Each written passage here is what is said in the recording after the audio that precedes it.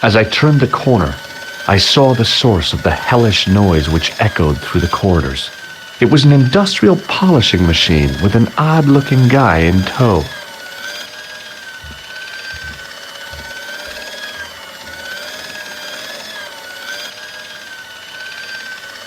Hello. What's that? I said hello.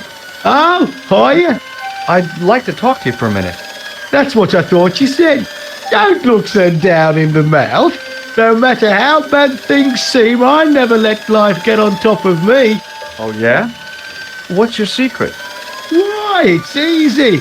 All you have to do is smile and whistle this little tune. You know what? If you start whistling, I'll bust you in the teeth. It's a deal. Do you know a nurse called Grendel? Sure I do. Is she on duty today? Yeah, end of the corridor, Ward J2. Do you know where I'd find a patient called Marquet? No, I'm not allowed on the wards with Mr. Shiny. Would Mr. Shiny be your polishing machine by any chance? Please, don't call him that. He's more of a friend than a machine. I've had Mr. Shiny for 3 years, and he's never let me down once. How come you got so attached to a polishing machine? I asked you not to call him that. He's got a name, you know. Yeah, Mr. Shiny. It's just that... You think it's odd, don't you? No, I don't mind. The rest of the staff think I'm twisted. I heard them snorking behind me back when I gave Mr. Shiny his weekly pull through. Whatever you've got with this metal mop-foot is probably a fine and noble thing. It is? Say, it's not every day I meet someone as crazy as me. See you later. Yeah, take care now.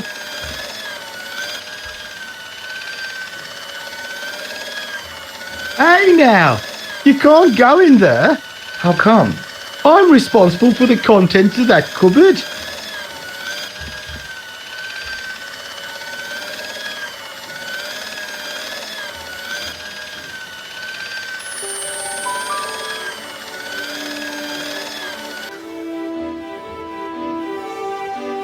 As I tugged the plug out of the socket, the polishing machine coughed, spluttered, and died.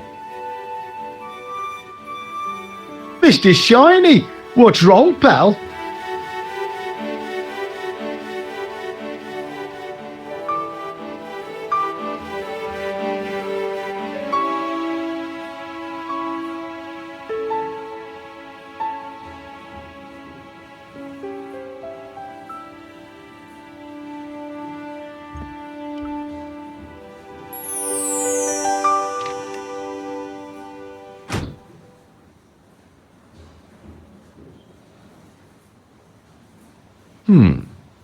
Dr. Stobart at your service.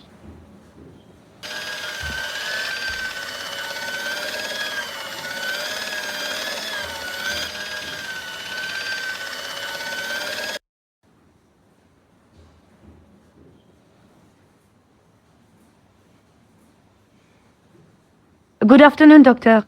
Oh, hi. Is this Ward J2? Yes, sir. The patients are ready for your inspection, Doctor. Thank you, nurse. Well, who's first? Monsieur Croquet in bed 2. What's his problem? He's been complaining of loss of consciousness. You'll need this, Doctor.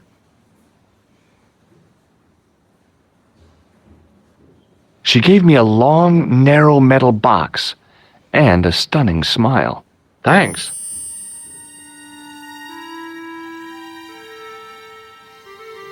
Hi, I'm Dr. Stobart. Hello, Doctor. The nurse told me you keep losing consciousness. That's right. I've had the problem as long as I can remember.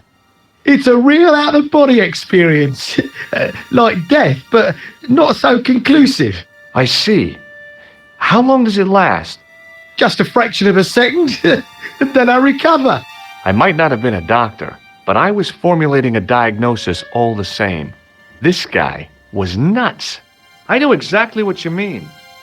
It's known in the medical field as blinking. Is it serious? Of course it isn't serious. It's perfectly natural. But just think, 2 seconds every minute. Why, that's almost half an hour every day.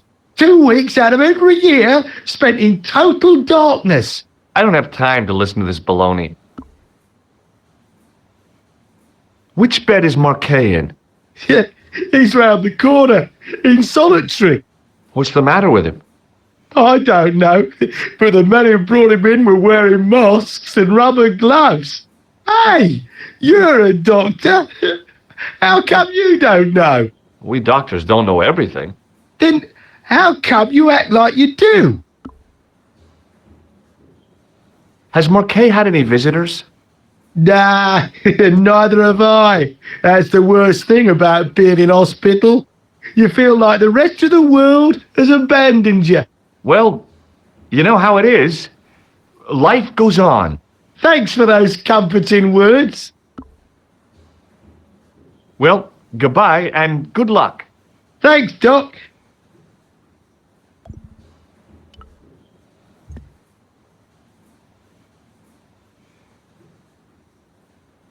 Could you take a look at the client in bed number 3 now?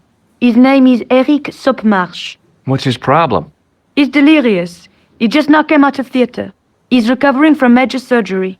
I'll have him up and about before you can say, Lazarus, get out of your bed and walk. Hello? Anybody home? Who are you? My name is Dr. Stobart, and I'm here to steer you down the rocky road to recovery. Dr. Monroe said there was no cure for what I've got. Your problem is you stayed in bed too long. Are you sure you're a qualified doctor? You better believe it. What can you tell me about Marquet? He's the man in the private room, isn't he? That room was mine before I was tossed out like a common squatter. Do you know what's wrong with Marquet? They won't even say what's wrong with me. Tell me, Doctor, what's your opinion? It's too early to say. But I've been here for 3 months. What's your impression of Nurse Grendel? She's a very efficient young woman. Efficient? You make her sound like a vacuum cleaner. I've no complaints. The woman in reception described Nurse Grendel as a monster. Well, that's simply not true. She's quite strict, but that's her job, isn't it? You've got to have discipline in a place like this. See you later.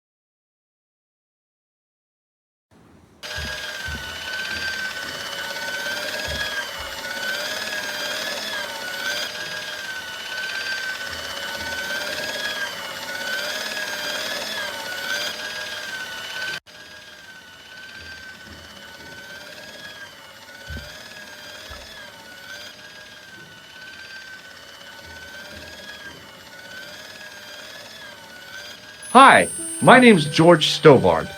Aha! Just the man. You must be the new boy. Yeah, I must be. Well, stop wandering about and make yourself useful. Bernie, come here, boy.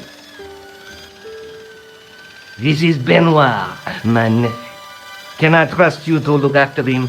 Do your own babysitting, Gramps. Who do you think you are, anyhow?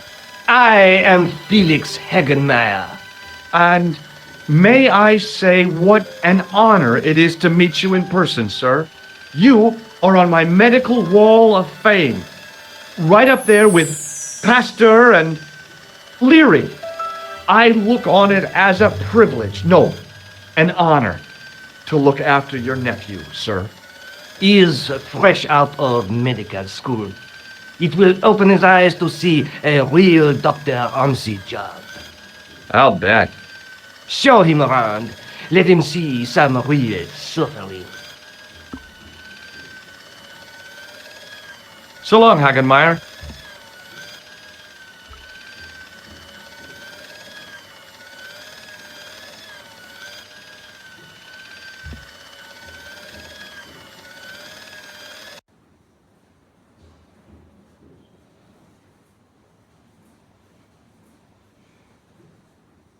Doctor? What is it now, nurse? Number 2 again. He won't tell me what he wants. He says he'll only talk to a man. Do I have to? That guy's nuts. Doctor, I'm surprised at you. There's no way to talk about our clients. Okay, I'll see him. But I'm telling you, he's a hypochondriac.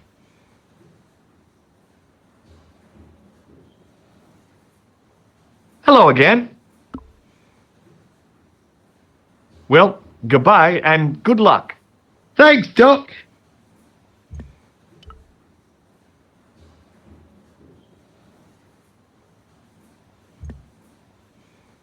Hi, it's me again. See you later.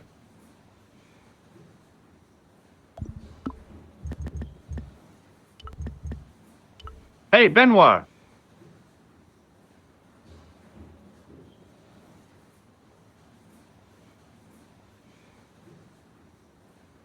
There's no need to shout. What do you want? Here, take this pressure gauge. Thank you, sir. What do you want me to do with it? Well, keep it safe until I think of something. Hey, Benoit. Yes, sir? Do you know anything about a patient named Marquet? No, sir, I don't know much about any of the patients. I've never met a doctor who admits that he's only human. I'm only a trainee, sir. I'm sure I'll get the hang of things. Do you know the nurse on Ward J2? No, monsieur. This is my first day here. I can't wait to get my hands dirty. I was talking about treating my first patient, of course. I didn't mean I'd get my hands dirty with a nurse. Shut up, Benoit. Okay, sir. Follow me, Benoit. I'm right behind you, sir.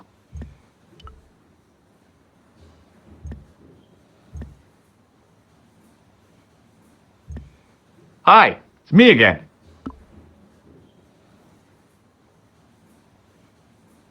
See you later.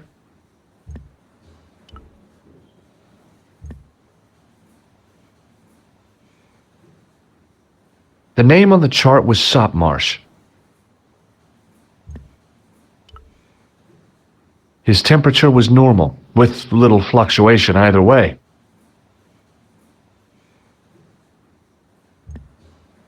Hey, Benoit. Yes, sir? Forget it.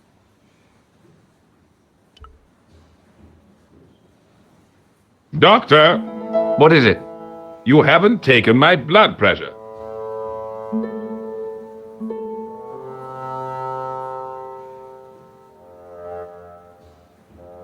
I can't take a satisfactory reading while you're excited like this. I'll come back later. Hey, Benoit.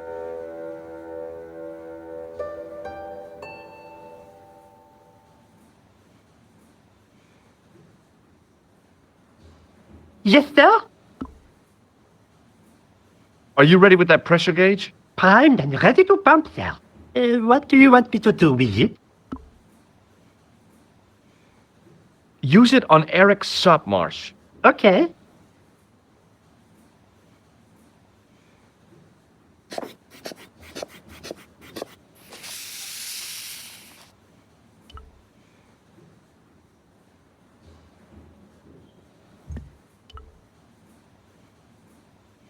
Rather you than me, pal.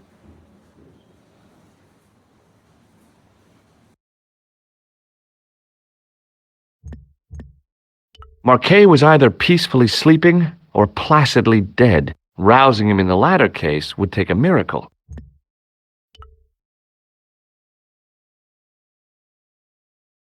Marquet? Yes, I am Marquet. I've been expecting you. You have? Well, what are you waiting for? Get it over with. I just want to know what I should do with the gem. The Lamar gem. Yeah, right here in my pocket. I thought you were one of the assassins. Not me. I never inhaled. So, you were sent in my place? Yeah. You could hardly make the trip to Ireland in your condition. What should I do with the gem? Deliver it to the Grandmaster quickly. Tell him that I have found the tripod right here in Paris. You have it? Not yet, but it's being taken care of. I hired a couple of stooges with a flair for petty crime. Would that be Flap and Guido by any chance? You know them? We've met. What about the Hashashin? He's more likely to have followed Klausner. He'll stop at nothing to prevent the reforging of the sword. And that's bad, is it? As for Klausner, he has gone off to Syria on a wild goose chase. They have geese in Syria? He has a theory about the location of the... That's enough excitement for one day, Monsieur Marquet. What are you doing here? Talking to this patient, of course. Monsieur Marquet is my patient. Hagenmeyer was to hear that. Okay, I'm going. I'd learned all I could from Marquet anyhow.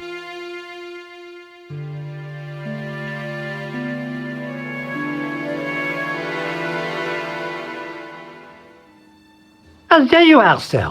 I was just coming to look for you. I finished with your pressure gauge.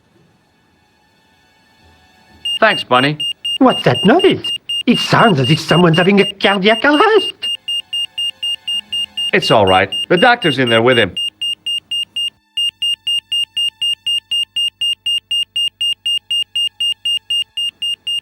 Are you sure he was a doctor? Oui, monsieur. He showed me his ID. It was Dr. Braille. There's no Dr. Braille working here. He's an imposter. The door's locked. Help me, officer.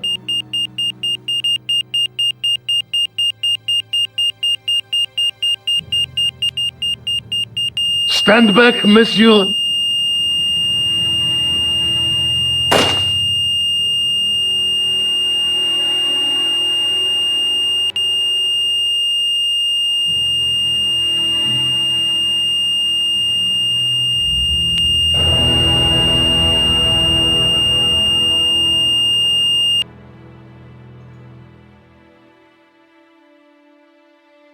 I found Jacques Marquet.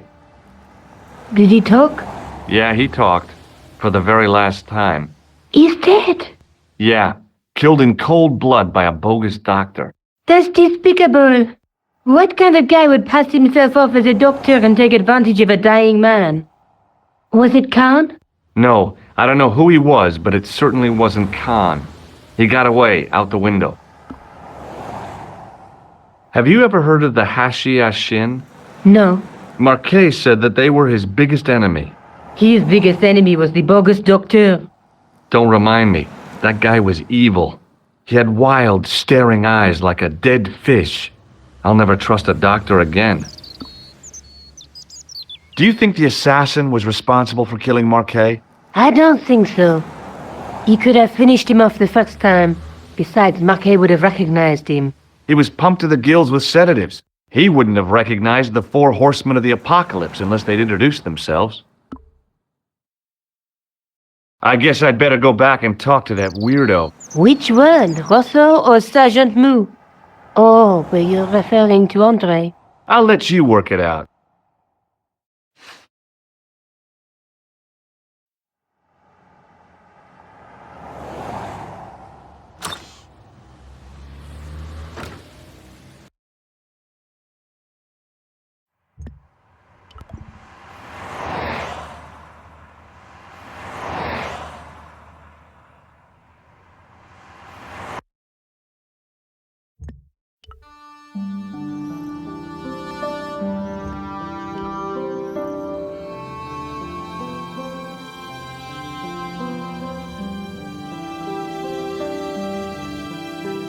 You have left it very late, monsieur.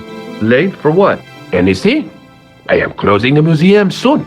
You wouldn't like to get locked in. I can tell you. Not in this gallery. Why not? It is haunted, monsieur.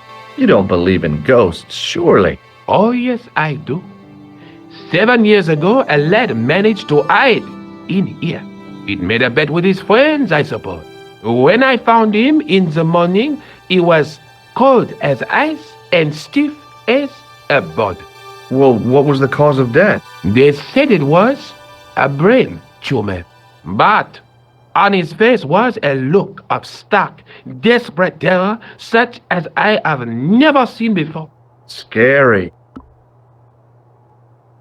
Can you give me any further information about the tripod? Certainly, monsieur. It's infamous. That tripod, that belonged to John Dee. What's the importance of John Dee's tripod? Dee was the most famous escapologist of the 16th century, the Houdini of his time. Don't you mean alchemist? Escapologists use ropes, chains, and handcuffs, not tripods. But whatever he was, that is the tripod he used in his experiments. What kind of experiments did John Dee perform with his tripod? Oh, the usual. Didn't you study chemistry at school? Yeah, but we skipped over thaumatology. Can I take a closer look at the tripod? What? Get it out of the case? Ah, no! That tripod is protected by a sophisticated surveillance system. How sophisticated? A painfully loud alarm bell. How is the alarm bell triggered? By the slightest pressure on or movement of any part of the case wherein that tripod is situated. It strikes me that to call your alarm system sophisticated is, well, stretching the truth a little. It has never failed yet. The sophistication is in its simplicity. The sign on the tripod says it was found at a Templar preceptory. It does? Yeah. It doesn't mention John Dee at all. Most remiss. You don't know anything about the tripod, do you? No, I don't. I never had much of a start in life, you see. I owe what little education I gained to my uncle. He was an optician, but he also doubled as the village school teacher. He taught me the alphabet. Well, 19 letters of it. The bottom row of the chart was too small even for him to read, so he left them out. Why don't you start over and enroll for adult education? You know, I never thought of that. Do you think, if I studied hard and did all my homework, I could be a professor of history? At your age? Dream on.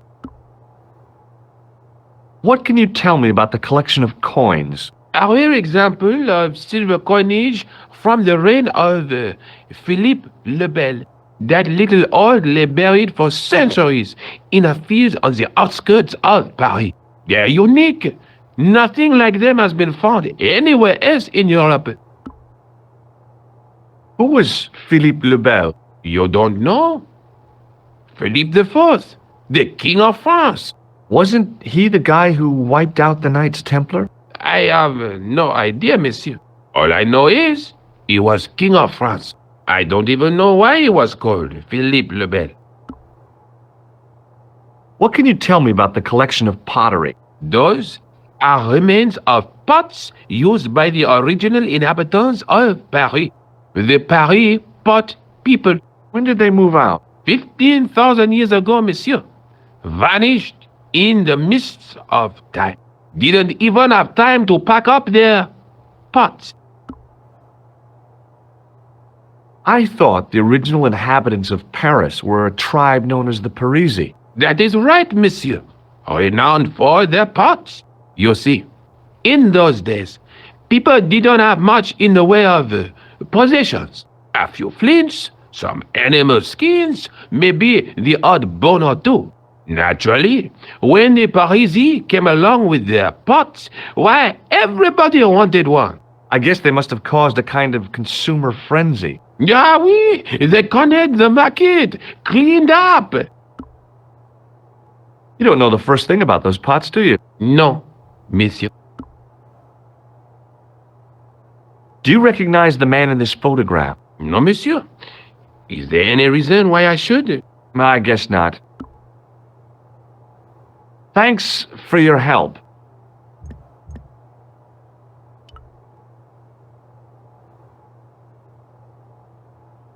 I beg your pardon. Are you André Lobineau?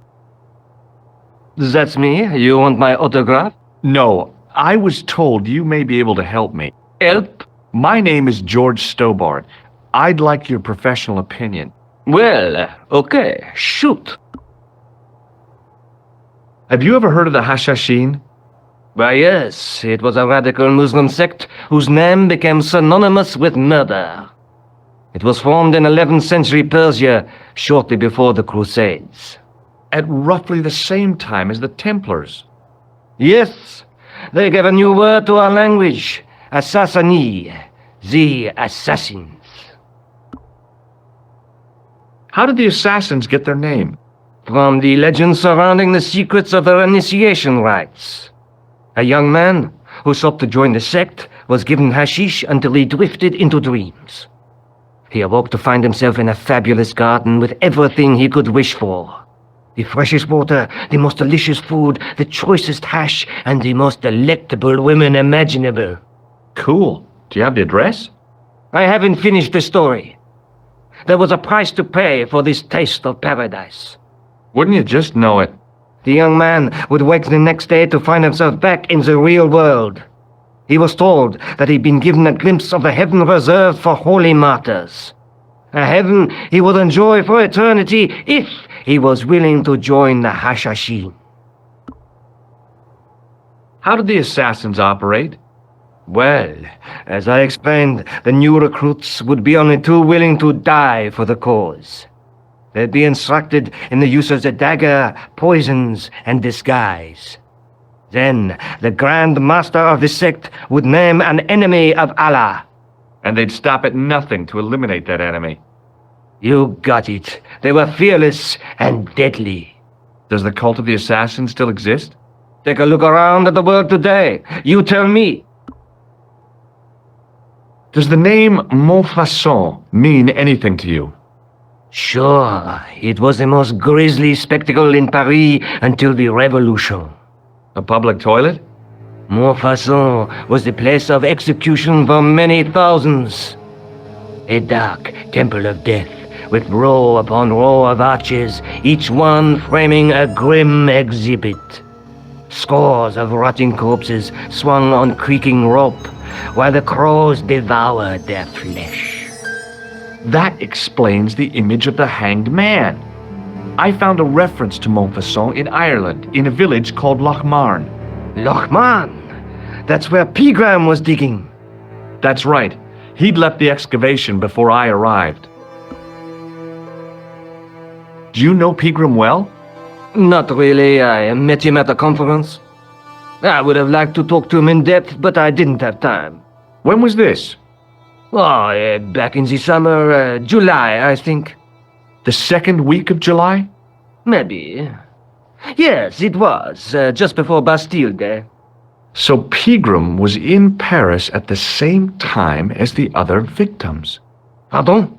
Victims of what? Nothing. Just thinking aloud. Where was the site of Montfaucon? To the northeast, near the Canal Saint-Martin, but there's nothing there now. The old gibbet was torn down during the Revolution. What can you tell me about Philippe le Bel? He was responsible for the extermination of the Knights Templar. I know that, but why was Philip so hot to get rid of them? Mostly because he wanted to get his hands on their treasure. He had an enormous debt and a lifelong war with England to fund. The trouble was, the Templars were a highly respected holy order. If the Templars were so powerful, how did this Philippe dude wipe them out? By underhanded, dishonorable means, of course. The Pope was Clement V, a Frenchman. French, huh? Handy for Philippe. Fate had nothing to do with it. He was Philippe's puppet, planted to further his political ambitions. Philippe wanted the wealth of the Templars and used Clement to get it. So what was Philippe's plan? What happened? Sealed orders were sent out all over France, not to be opened until the appointed day. That day was Friday, July 13th. That's the origin of our superstition regarding that date. At dawn, throughout the whole of France, the Templars were arrested. It was the biggest bust in the history of the world. What happened to the Templars after their arrest? Philippe was out for blood, so he handed the Templars over to the Inquisition. Not surprisingly, they confessed to a sensational and sordid list of blasphemies. Like what? Oh, the sort of things you read about in the gutter press. Devil worship, lewd sexual practices, spitting on the Holy Cross, that kind of thing. Well, that must have given their lawyers some headaches. Whether or not the accusations were true, this was not good publicity. Most of the charges were probably cooked up, but so were the Templars, literally. Hundreds of them were found guilty of heresy and flame-grilled at the stake. They died protesting their innocence. But surely Philippe had no proof of his charges against the Templars. A man will admit anything under torture. The Inquisition fabricated some nonsensical demon called Baphomet, and then suggested to the victims that this was what they worshipped. But they didn't have to agree. The records show a Templar coming to trial with both feet burnt off. Fragments of flesh and charred bone falling from the stumps. What would you not admit to stop such torment? So there was no truth at all in the Baphomet accusations? Not a shred. Almost every victim described the idol differently. No, Baphomet never existed outside the sick minds of the Inquisitors. So Philippe stole the Templars' riches, huh? Oh no, they weren't stupid. The king's troops marched first on the temple in Paris, then to the Templar home port at La Rochelle. There was no trace of the treasure, and the fleet of the Knights Templar had set sail. I think you ought to know that the tripod is going to be stolen.